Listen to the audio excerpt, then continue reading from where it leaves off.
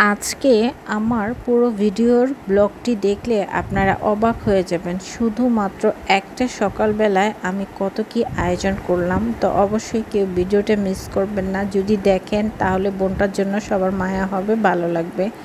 আর অবশ্যই সবাই সম্পূর্ণ ভিডিওটার সাথে থাকবেন। এখানে আমি যা যা উপকরণগুলো নিয়েছি তো সেগুলি হচ্ছে আদা কুচি, রসুন কুচি, আলু কুচি, সেই সাথে হচ্ছে পেঁয়াজ, ডাল, চাল, ডাল, সবজি।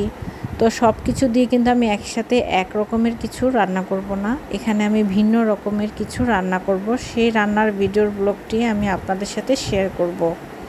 তো এখানে দেখছেন চাল নিয়েছি আর 2 রকমের ডাল, আর সেই সাথে হচ্ছে আলু কুচি।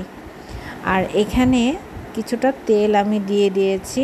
আর এই যে দেখছিলেন যে আমি বক্সে কিছুটা সবজি আমি কেটে রেখেছিলাম, তো সেগুলি অ্যাকচুয়ালি খুব সুন্দর করে এখন ক্লিন করে আমি দিয়ে দেব তেল পেঁয়াজের মধ্যে। আর এইখানে হচ্ছে কিছুটা তেজপাতা আর হচ্ছে সেই চাল ডালের মধ্যে দিয়ে দিলাম। আর এখন যেই পেঁয়াজ আর কাঁচামরিচটা একটু হয়ে আসার পরেই দিয়ে দিলাম ভাজিটা, তার মধ্যে সামান্য একটু লবণ। এখন ভাজিটা হতে দেব কিছুক্ষণ সময়ের জন্য। আর সেই সাথে আমি আরেকটা চুলাও কিন্তু খালি দেইনি, সেখানে হচ্ছে কিছুটা পানি বসিয়ে দিয়েছি। তো এই পানিটা দিয়ে হচ্ছে আমি কিছুটা ময়দা গুলিয়ে নিয়েছি, আটা গুলিয়ে নিয়েছি।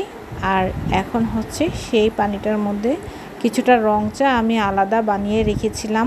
আর সেই সাথে এখন হচ্ছে একদম কড়াকড়ি চা, মানে যেটা দুধ দিয়ে চা বানাবো সেই চাটা। তো এইখানে হচ্ছে কালার চা তৈরি করা হবে। তো কালার চাটা আমি নামিয়ে সেই সাথে হচ্ছে আটা রুটি আর হচ্ছে ময়দার রুটি কিছুটা বানিয়ে নেব।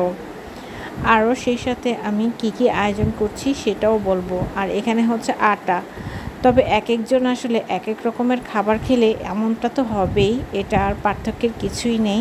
আর সেই সাথে আবার আরেকজন খাবে ডিম বয়েল।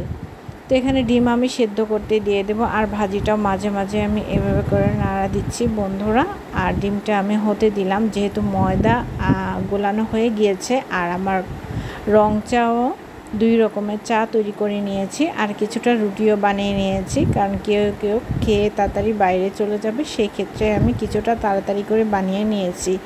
আর এই যে এখানে দেখতে পেয়েছিলেন যে আমি বক্সের মধ্যে কিন্তু আদা কুচি, রসুন কুচি, সেই সাথে হচ্ছে পেঁয়াজ কুচি আর আলু কুচি করে রেখেছিলাম। আর এখানে জাস্ট আমি বাগার দিয়ে তেলের মধ্যে সব কিছু ব্রাউন কালার করে নিয়েছি। আর এখন সেই চাল ডাল যে ধুয়ে রেখেছিলাম সেই চাল ডালটা আমি এখানে দিয়ে দেব, আর সামান্য পরিমাণ লবণ দিয়ে ভালো করে ঢেকে দিয়েছি। যখন অনেকটা হয়ে আসলো ঠিক তখনই আমি মরিচের গুঁড়াটা দিয়ে দিলাম। আর যখন অনেকটা হয়ে আসছে এখন যেহেতু ধনিয়া পাতা দিয়ে দিব। আর ধনিয়া পাতাটাও কিন্তু রুটি বানানো রেখে আবার আমি কিছুটা ধনিয়া পাতা ফ্রিজ থেকে এনে কেটে তারপরে দিয়ে দিলাম আস্ত কিছু কাঁচামরিচ, সেই সাথে হচ্ছে ধনিয়া পাতাটাও রেডি করে রাখলাম। তারপরে যা করব, হাতটা আমি ভালো করে ধুয়ে নিয়েছিলাম, ধুয়ে আবার হচ্ছে গিয়ে রুটি বানানো শুরু করে দিলাম। তো একটা সকালে দেখেন বন্ধুরা কত কি আয়োজন করতে হয়। তো রাতে এই জন্য কিছুটা আমি গুছিয়ে রেখে দেই, আর সেই ক্ষেত্রে হচ্ছে আমার কিছুটা এগিয়ে যায়। এইভাবে যদি জনগণের মধ্যে সবাই এক একজন এক একটা নাস্তা করে তাহলে কিন্তু এই রকমই হয়ে থাকে। আসলে 2টা হাত দিয়ে কত রকমের আইটেম করলাম আমি। তো বন্ধুরা এই যে দেখছেন আমার ভাজিটা হয়ে গিয়েছে, পরোটা হয়ে গিয়েছে, রুটি হয়ে গিয়েছে, ময়দা আটা সবই হয়ে গিয়েছে। আর এখন নাস্তাটাও অনেকটা কমপ্লিট। আর শেষটাও কিন্তু একদম সুন্দর মজার হয়েছিল। তো বন্ধু যাদের ভালো লাগে তারা অবশ্যই কমেন্ট করে যাবেন। ধন্যবাদ সবাইকে।